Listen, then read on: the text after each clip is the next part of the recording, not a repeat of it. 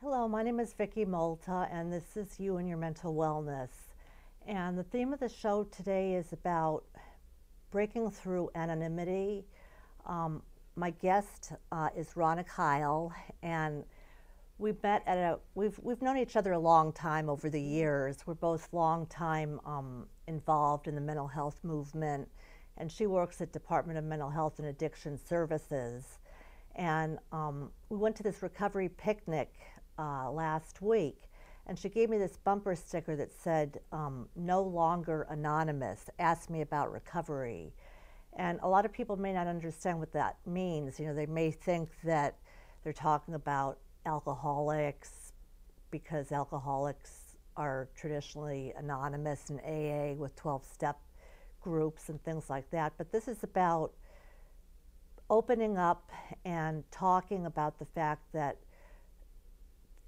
it's okay to have a mental health issue, to have mental illness, and to talk about it, and to not have to feel like you have to hide or close down, shut yourself down. And you know, there's something about that that really, you feel like you're not your whole self when you're not open about who you are and your identity. Well, the reason that we started the magnet, this is Recovery Month. September is Recovery Month, and the whole premise of Recovery Month is to celebrate recovery from either a mental health condition or an addiction. Mm-hmm. Mm-hmm. And there is a film out, The Anonymous People. I hope you get to see it. It's an exciting film. I haven't heard it. Oh, it's a marvelous film. I'll see if I can get the filmmaker to come and talk with you. Yeah, that'd be great. Yeah. So we were looking at just the whole concept of anonymity. And the idea is, how would public funding for mental health or addiction treatment, how would politics, how would our school system, how would everything change if the 23 million people in long-term recovery, you know, the folks that have made it with the cars and the apartment buildings and that have the good jobs and the wives and the husbands, you know, they've made it. Right. How would all of that change if those 23 million people stopped being anonymous? Mm-hmm. How would our political system change if those 23 million people called up their senator and said, why don't we have a sober high school? Mm-hmm. Mm-hmm. The fact that they're anonymous really cuts down this whole advocacy, this whole population of advocacy. Right. That could really change the way our system works, change the way our schools work, change the way funding works. Right. And the same is true for persons with mental illnesses. The best example that I have is the AIDS movement. Mm-hmm. If back when AIDS was coming on strong, if those basically gay men had said, "Oh, I have HIV, I have AIDS, I can't let anyone know. We have to be quiet," we wouldn't have any funding. We wouldn't have any research. We would not have mastered and not overcome, but we would not have the amazing medicines that we have for AIDS. Right. Those right. people came out of the They closet. had courage. In many ways, they had a lot of courage, Mm-hmm. and they came forward because they have this great saying: silence equals death. Mm-hmm. Mm-hmm. And there are people suffering in the corners and hiding in the back with shame, addictions feeling and mental illnesses, shame. feeling shame. Right. And we don't have the kinds of research that we should have. We don't have the kinds of treatment system that we should have. And nobody's pushing for it because all of the people that have made it, like you and like me, that have come to some understanding of their mental illness Mm-hmm. and some level of recovery so that they can function and have a great life in the world, a lot of us are hiding. Right. And we are, no, mentally ill people, I don't know, people with bipolar disorder, oh, isn't that awful? Right. And we're hiding. Right. And we're not voting, and we're not calling our legislators, and we're not changing the world Right. for those folks that are still suffering. Yeah, yeah. I wanted to ask you something too, because in your email, I brought this up to you. there was a saying that was in your email, and I really liked it a lot about how mental health professionals try to fix like damaged people who have mental illness who are damaged. It's interesting that that's the way That's how I read it, interpret right? it. The quote is Sally Zinman, I believe, made the quote, and she says, "Therefore, peer support." I can't remember the quote. Peer support is an extension of the natural. There we go. Therefore, peer support becomes an extension of the community rather than a professional trying to fix, or basically trying fix to fix damaged people. Right, something like that. I'm sorry, I can't remember. No, it. but That would be useful. that is so powerful because that's how the system is in still a lot of places. You know, I think Connecticut's very progressive, and I think we've come a long way, but there's so many other places in this country, in this world, where they treat people with mental illness with as if they're just, you know, have leprosy or something. The whole concept is that we are broken, that we're Right. damaged, And that we have to we're be wrong, fixed. and that we have to be fixed. And that is a horrible mind trip. It was a horrible mind trip for me when I first got my diagnosis of bipolar disorder. It has been a process for me to understand that it's not me. I'm not broken. And when there's this whole system that is all designed to, because mental illness and the way we are, our mental well-being is so connected with our personality, Right. and who we are, that when we talk about having a problem, it's really hard not to interpret it as me. Right. Right. When I first got the diagnosis of bipolar disorder, it's just such a mind game. It's so mind blowing because, you know, I was very used to myself. As I grew up, I went into these depressions, and I didn't call them depressions. I just got really sad. I cried more than other people. Mm-hmm. But then also, I was really creative. I was really exciting. I was really funny. I had a lot of energy. I was a lot of fun in the neighborhood, and I was a lot of fun in school, you know? Right. And I didn't call it mania or hypomania. I just called it me. Mm-hmm. And it was thoroughly, and it still is, it's thoroughly and totally natural to me. And so when it started to make problems in my life, enough problems that I went and I talked to a professional, mm-hmm. and they told me, you have bipolar disorder. Suddenly, it was, you know, my who-ness, my whole personality. Are you telling me my personality is a sickness? Right. And that is, it's such a mind game. Did it affect your self-esteem when you were given that diagnosis, as if that defined you as a person? And I know it does a lot of people. Mm-hmm. I'm really, really blessed that I have a really strong constitution and I have a really strong sense of myself. Mm-hmm. And I had all kinds of other shame that was going on. The fact that I had a mental illness was not what I hated most about myself. I just hated myself. You know, I was just a bad person. Right. So I'm lucky that that getting the diagnosis did not make me hate myself more, but it was very confusing.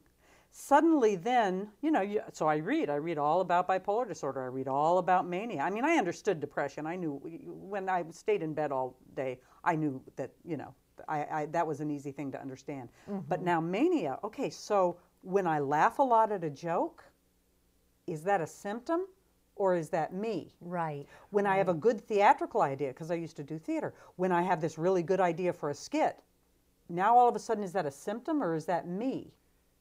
Mm-hmm. You know, when I'm really happy, do I need to be really worried?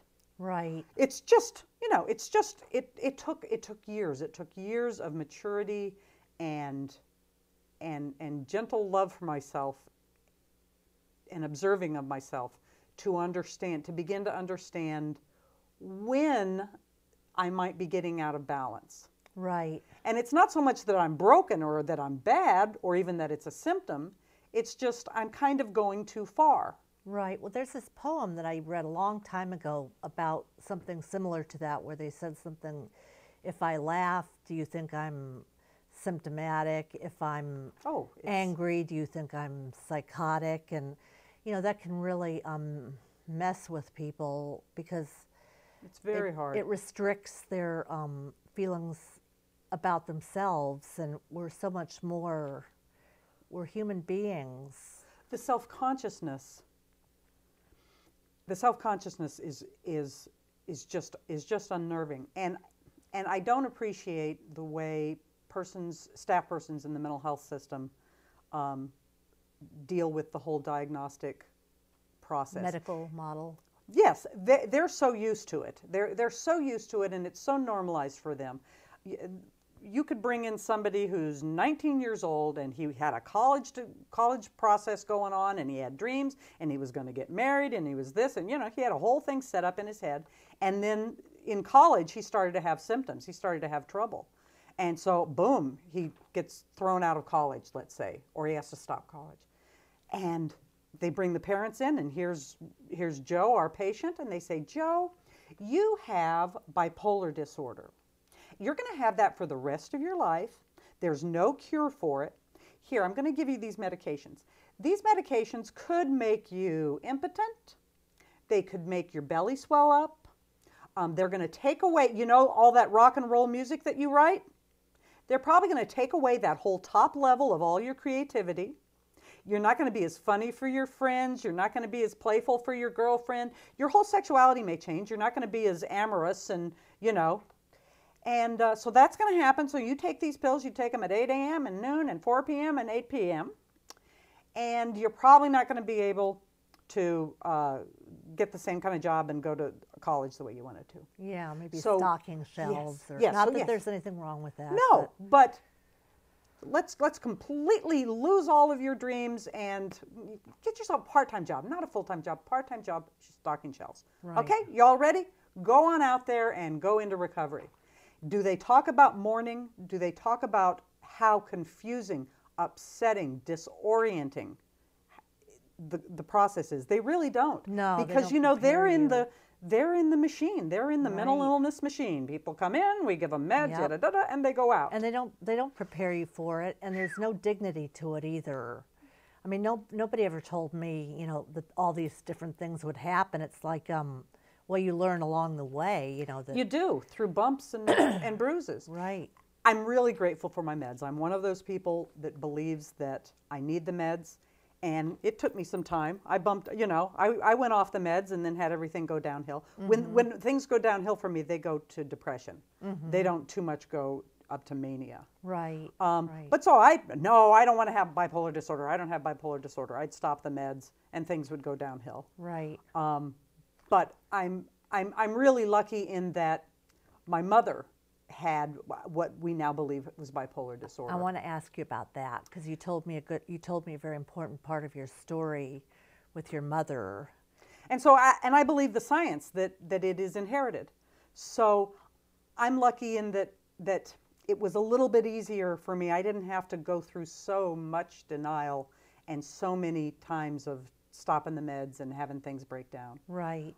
Because But I thought in it my was family. really powerful, like when you would say that she would be sitting in a corner, smoking a cigarette, and then she managed to keep, make dinner and do this, but then she'd go back to her corner and smoke a cigarette, and then once in a while she would go into the hospital, and you And weren't- from my perspective, she was just mom.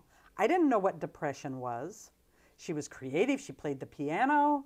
And when we got home from school, she was sitting at the table smoking the cigarette, and she'd get up and she'd come play the piano.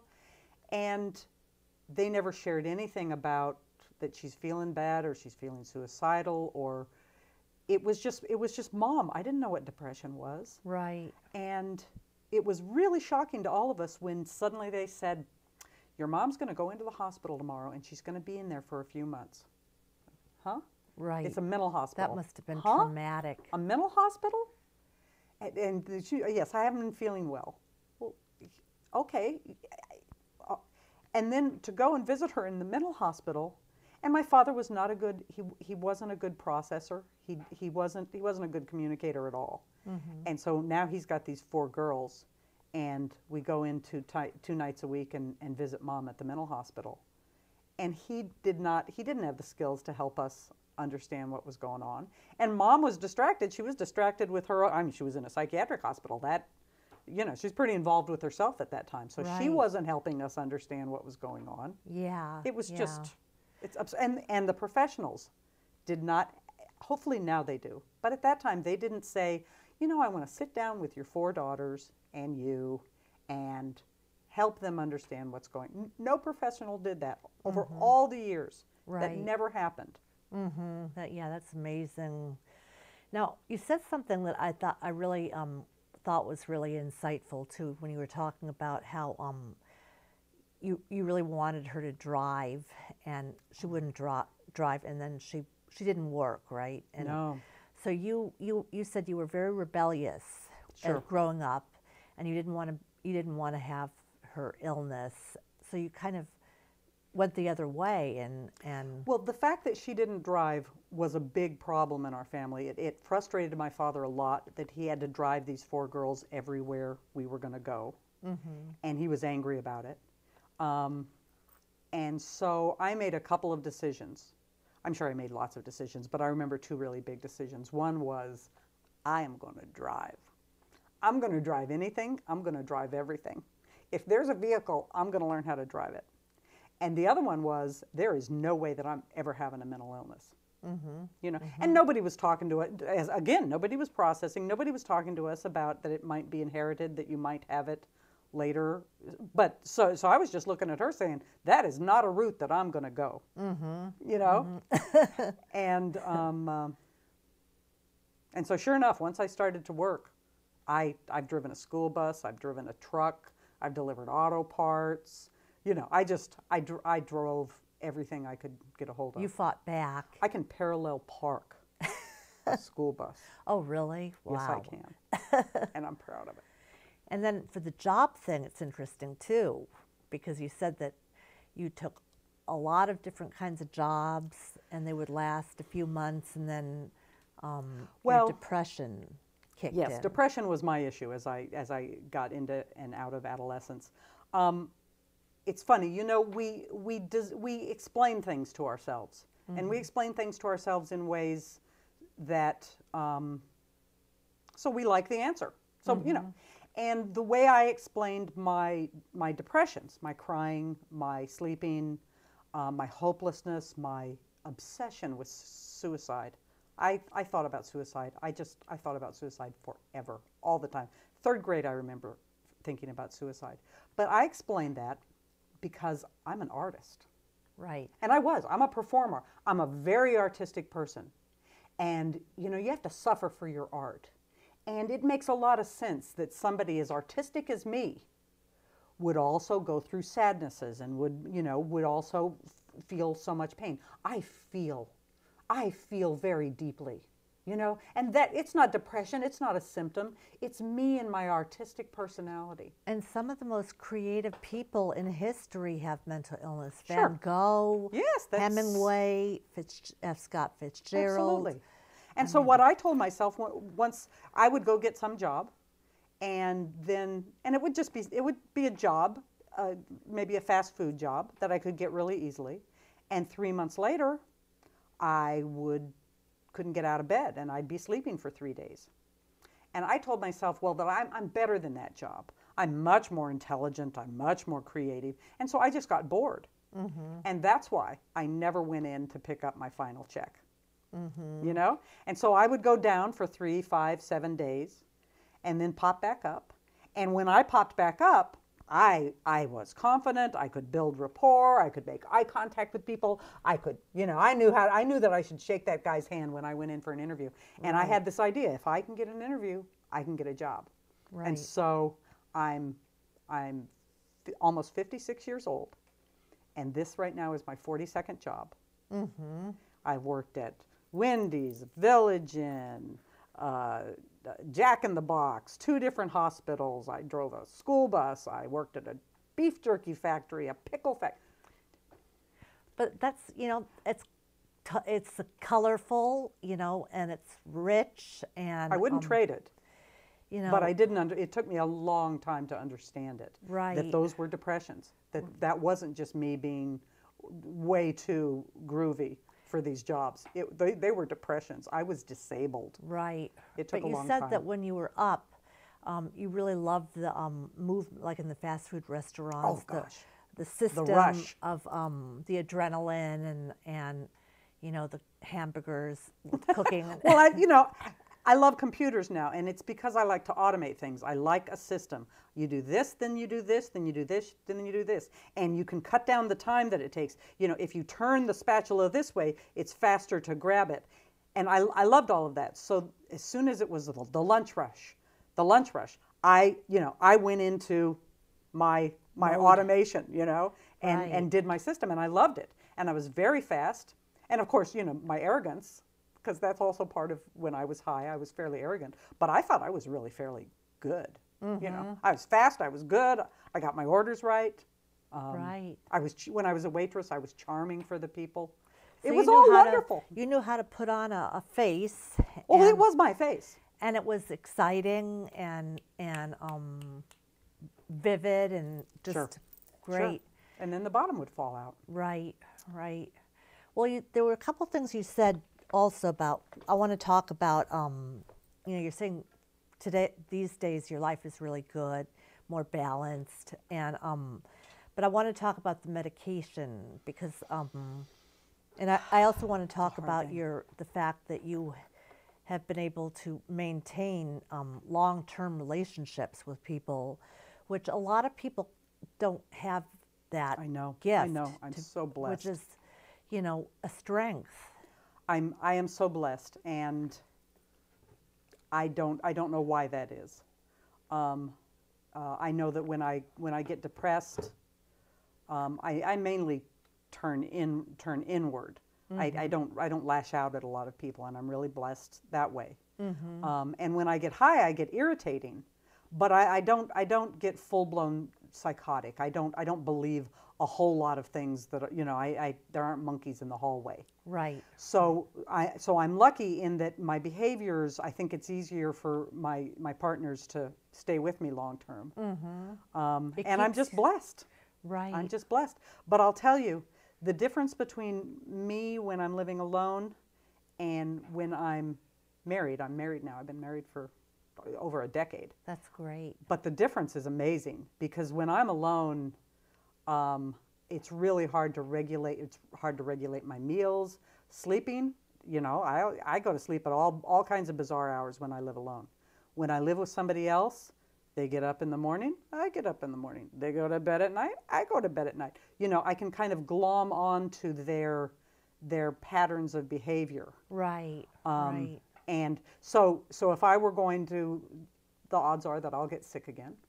And if everything falls out on my life and somebody has to help me rebuild, the recovery plan for me would definitely be that I have a roommate.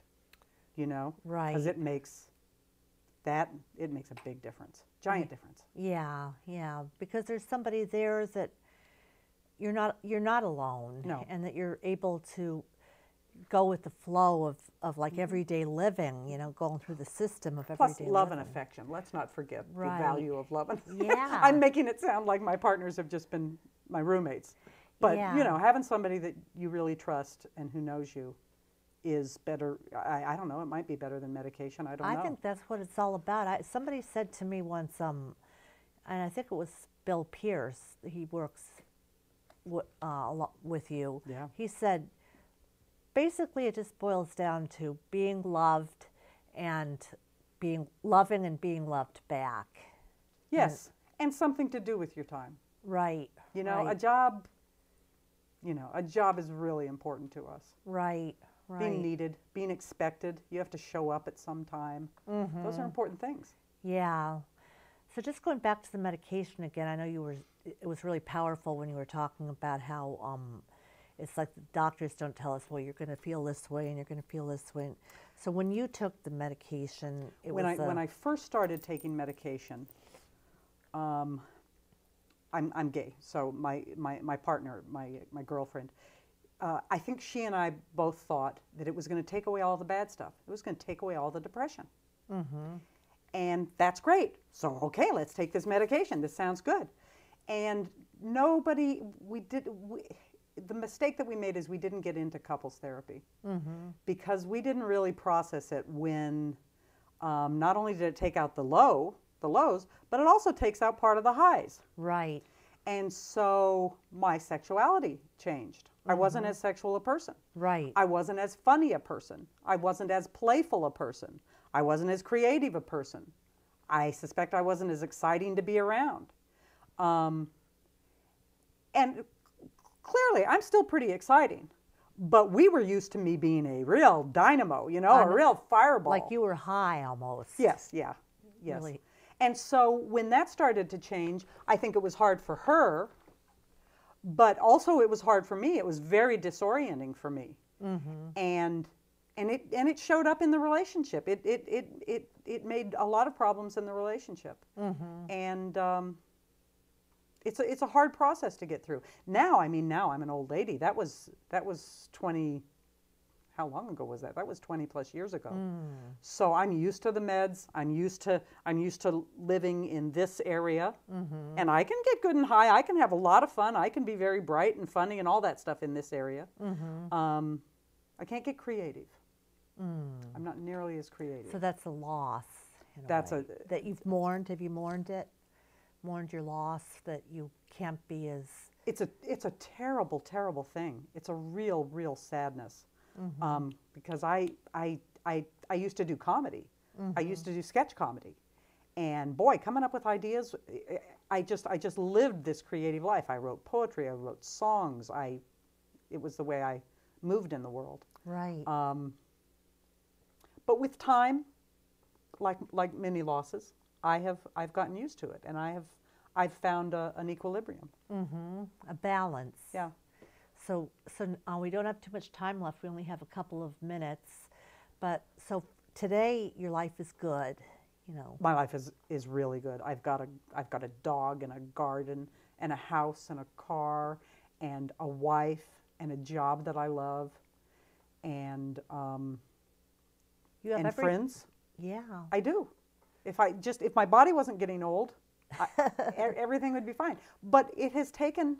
I'm really blessed that I've been able to go through this with as little damage in the long run as I've had, and it's really important to me to give back, and it's really important to me to know that I am blessed, but also I really like telling the story. It's important that I have this story to tell, and that I'm not ashamed and that I'm not shy about it. Right. Right. Because people need to know that there is life after bipolar disorder. There is life after mania. There's life after the hospital. There's life after those weird meds and the way they change you. Right. There is life out here. There is. There is. Yeah, and people need to know that, you know, it's an illness like diabetes. It's so important for the world that, you know, if you can pass, if you're out there and you've got your job and your car and your house and everything, it's so important that you go ahead and share with other people that you also take a medication, that you also go through hard times. It's the only way we're going to progress as a society too, because yes, and to take care of those that are still suffering. Right. They need to know. They need to know that they can get to where you are. Right. It's almost like the last bastion of discrimination. It is, yeah. It really is. So I just wanted to thank you very much, Ronna, for being on the show. I've loved it. I'd love to have you on again because you have a lot to say. Well, clearly I have a lot to say. And I want you to come on. So thank you very much for being on the show. And I want to thank Josh for the production, and I want to thank Madison Cable Access Group for providing place for us to be having the show. And we hope to see you next month. So thank you very much.